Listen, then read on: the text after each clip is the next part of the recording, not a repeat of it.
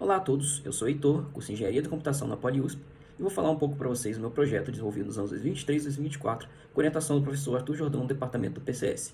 O título do meu projeto é DecaLearn, Desafio Decathlon em Aprendizado de Máquina. Sabemos que os modelos de aprendizado de máquina têm rompido barreiras nas mais diversas áreas do conhecimento, porém identificamos uma lacuna quanto à avaliação desses modelos em domínios diferentes.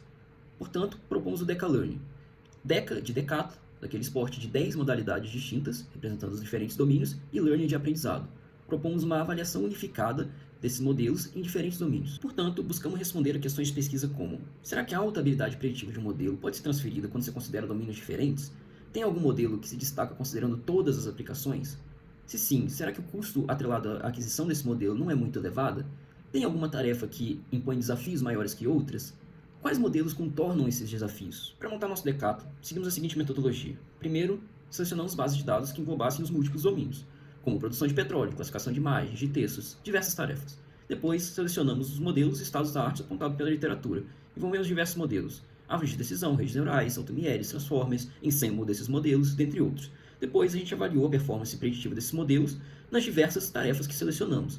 Usamos as métricas adequadas dependendo da tarefa, como o erro quadrático médio para tarefa de regressão ou acurácia para tarefa de classificação. No geral, a ideologia por trás da DecaLearn é bem simples, e você pode acessar o repositório que sumariza a simplicidade dessa ideia no QR Code ao lado. Aqui estão alguns dos primeiros resultados experimentais do DecaLearn. Em negrito estão os modelos que ganharam dentro de cada tarefa. Também comparamos os modelos de mesma arquitetura, mas calibrados extensamente e sem calibrar. Quando temos dois modelos de mesmo nome, em asterisco estão os modelos que foram calibrados extensamente, às vezes até por mais de 30 horas.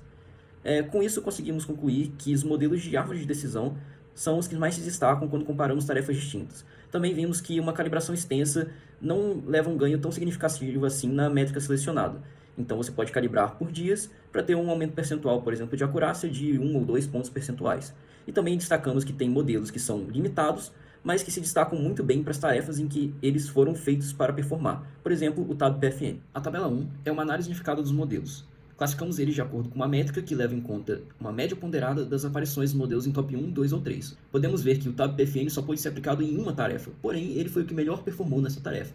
Então, decidimos investigar ele um pouco a mais. O TAB-PFN é um modelo da arquitetura Transformer que foi pré-treinado para rodar em segundos com ótimas performances. Porém, ele tem uma grande limitação. Ele só funciona para dados tabulares pequenos. Então, por isso ele só podia ser usado para uma das bases de dados selecionadas no DecaLearn original.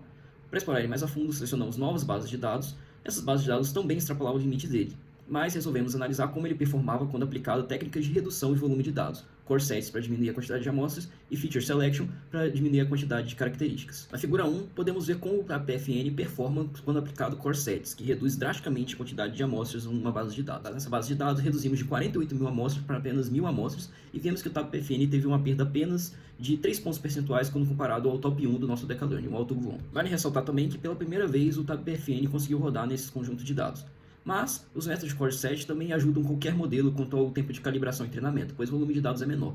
Então, fizemos uma análise do método de core sets aplicado no próprio AutoGluon, que não havia restrição do volume de dados. Descobrimos que a utilização de bases de dados reduzidas por meio de core sets na etapa de calibração de hiperparâmetros dos modelos não impacta tanto assim se ele for retreinado com os dados completos.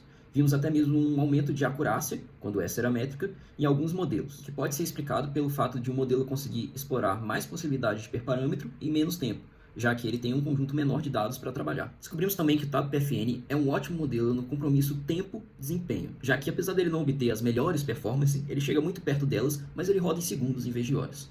Com os conhecimentos adquiridos na pesquisa, participamos da competição promovida pela Conferência Nacional ICPR 2024. Nela, a gente precisava trabalhar com generalização e transferência de domínios no campo das imagens, para prever imagens de chassi de avião, números seriais, porém sem acesso ao conjunto de dados do treino, ou seja, precisamos transferir a partir de outro domínio. A figura 2 mostra uma das etapas da nossa solução. Criamos uma base de dados artificial por meio da criação de um esqueleto dos números e fazendo transformações tradicionais como rotação, translação e aplicação de ruído para criar uma base de dados artificial para fazer o treinamento em cima dela. Com essa solução, conseguimos conquistar o segundo lugar de uma competição promovida por uma das maiores conferências de reconhecimento de padrão do mundo. Por fim, desenvolvemos a competição interna e aplicamos ela na disciplina de pós-graduação PCS 5022 de redes neurais e aprendizado profundo. Nela, os alunos criavam seu próprio DecaLearn e descobriam os modelos que melhores performavam e cruzavam essa fronteira entre os domínios. O retorno dos alunos foi extremamente positivo e disseram que a competição ajudou muito em colocar em prática os conteúdos vistos nas aulas teóricas. Muito obrigado, aqui são uma das principais referências que basearam o nosso trabalho e um agradecimento especial ao Programa Unificado de Bolsas, que forneceu a Bolsa PUB para o meu projeto de pesquisa, e ao meu orientador Arthur Jordão.